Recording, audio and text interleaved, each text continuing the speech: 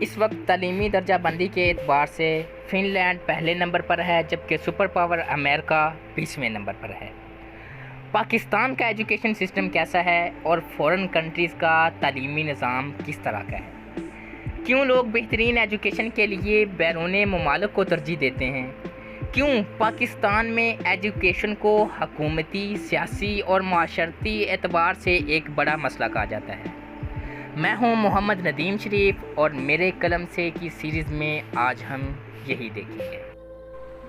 ناظرین، 2022 تک fun land دنیا کا واحد ملک ہوگا جہاں مضمون یعنی سبجیکٹ نام کی کوئی چیز اسکولوں میں نہیں پائی جاتی۔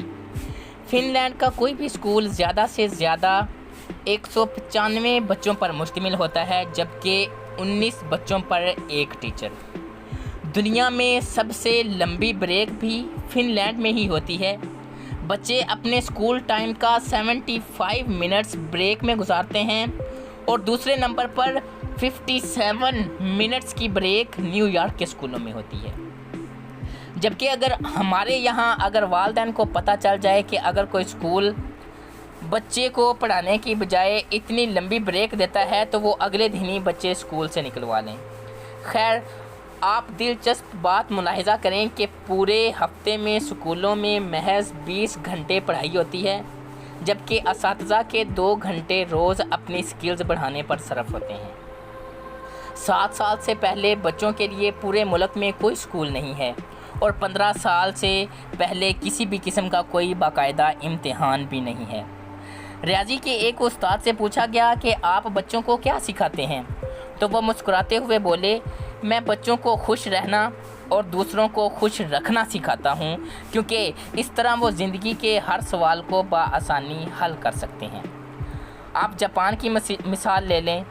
3 جماعت تک بچوں کو ایک ہی مضمون سکھایا جاتا ہے اور وہ ہے اخلاقیات اور آداب۔ حضرت علی رضی اللہ تعالیٰ عنہ نے فرمایا کہ جس میں ادب نہیں اس میں دین نہیں۔ مجھے نہیں معلوم کہ جاپان والے حضرت علی کو کیسے جانتے ہیں اور ہمیں ابھی تک ان کی یہ بات معلوم کیوں نہ ہو سکی۔ بہرحال اس پر عمل کی ذمہ داری فی الحال جاپان والوں نے لی ہوئی ہے۔ آپ کو ایک واقعہ تو اچھی طرح یاد ہوگا کہ اشفاق احمد صاحب مرحوم کو ایک دفعہ اٹلی میں عدالت جانا پڑا اور انہوں نے بھی اپنا تعارف کروایا کہ میں استاد ہوں۔ وہ لکھتے ہیں کہ جج سمیت کورٹ میں موجود تمام لوگ اپنی نشستوں سے کھڑے ہو گئے۔ اس دن پھر مجھے معلوم ہوا کہ قوموں کی عزت کا راز استادوں کی عزت میں ہوتا ہے۔ یہ ہے قوموں کی ترقی اور عروج و زوال کا راز۔ جاپان میں معاشرتی علوم پڑھائی نہیں جاتی کیونکہ یہ سکھانے کی چیز ہے، پڑھانے کی نہیں، اور وہ اپنی نسلوں کو بہت اچھی طرح، بہت خوبی کے ساتھ معاشرت سکھا رہے ہیں۔ جاپان کے اسکولوں میں صفائی ستھرائی کے لیے بچے اور اساتذہ خود ہی اہتمام کرتے ہیں۔ صبح 8 بجے اسکول آنے کے بعد 10 بجے تک پورا اسکول بچوں اور اساتذہ سمیت صفائی میں مشغول رہتا ہے۔ دوسری طرف آپ ہمارا تعلیمی نظام ملاحظہ کریں جو صرف نقل اور چھپائی پر مشتمل ہے۔ ہمارے بچے پبلشرز بن چکے ہیں۔ آپ تماشا دیکھیں، جو کتاب میں لکھا ہوتا ہے اساتذہ اسی کو بورڈ پر نقل کرتے ہیں، بچے دوبارہ اسی کو کاپی پہ چھاپ دیتے ہیں، اساتذہ اسی نقل شدہ اور چھپے ہوئے مواد کو امتحان میں دیتے ہیں، خود ہی عام سوالوں پر نشانات لگواتے ہیں اور خود ہی پیپر بناتے ہیں اور خود ہی اس کو چیک کر کے خود ہی نمبر دے دیتے ہیں۔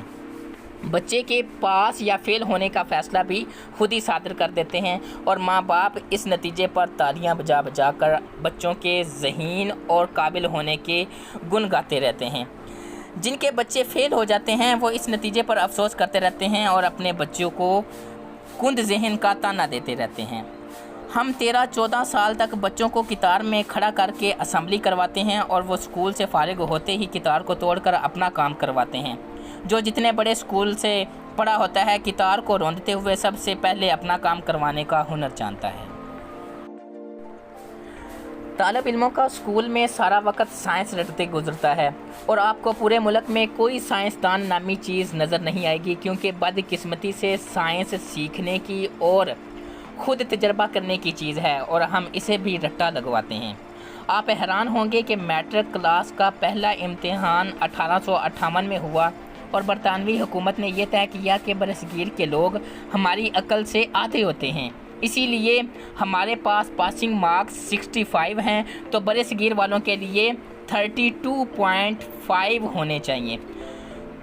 2 سال بعد 1860 میں اساتذہ کی آسانی کے لیے پاسنگ مارکس 33 کر دیے گئے، اور ہم میں بھی انہی 33 نمبروں سے اپنے بچوں کی ذہانت کو تلاش کرنے میں مصروف ہیں۔